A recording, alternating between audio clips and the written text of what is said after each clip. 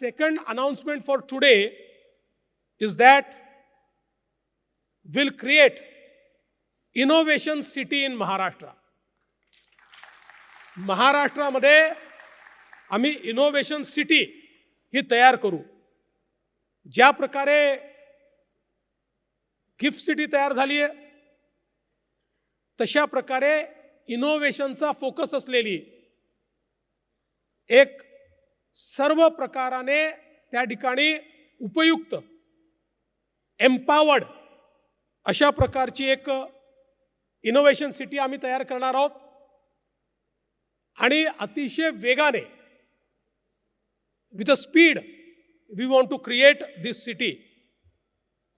And the third thing which I would like to announce that today आज आम्ही नवीन startup धोरणाचा मसुदा the draft policy, the draft new startup policy, because our startup policy is now old and the startup ecosystem has changed a lot.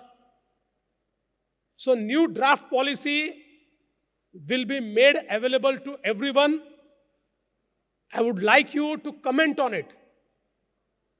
We would like your suggestions on this startup policy. आपल्या ज्या सूचना असतील त्या सूचना आपण सर्वांनी द्याव्या. पुढच्या 2 महिन्यांमध्ये या सगळ्या सूचनांवर आधारित मोस्ट प्रोग्रेसिव्ह पॉलिसी, देशातली सर्वात आधुनिक स्टार्टअप पॉलिसी महाराष्ट्र तयार करेल हा विश्वास मी आपल्याला देतो. पुन्हा एकदा आमचं कौशल्य विकास आणि नाविन्यता मंत्रालय, ज्याचे मंत्री मंगल प्रभात लोढाजी आहेत. We all know that he's a very successful entrepreneur. He understands business, he understands startup ecosystem. Mangalji त्याच्यामुळे लोकांचा हा विश्वास देखील आहे आणि तुमच्यावर जबाबदारी देखील आहे. कारण तुमच्यासारखा व्यक्ती हा या विभागाचा मंत्री असल्यामुळे people believe that you will do transformational work. आणि निश्चितपणे सरकार म्हणून आम्ही तुमच्या पाठीशी आहोत.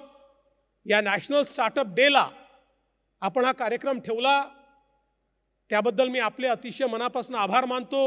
मला या ठिकाणी बोलवलं त्याबद्दल आभार मानतो.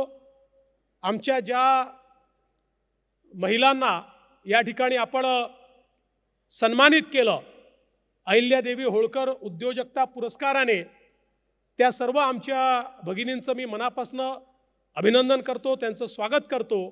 आणि पुन्हा एकदा नॅशनल स्टार्टअप डे 2025च्या आपल्या सर्वांना शुभेच्छा देऊन माझं बोलणं संपवतो.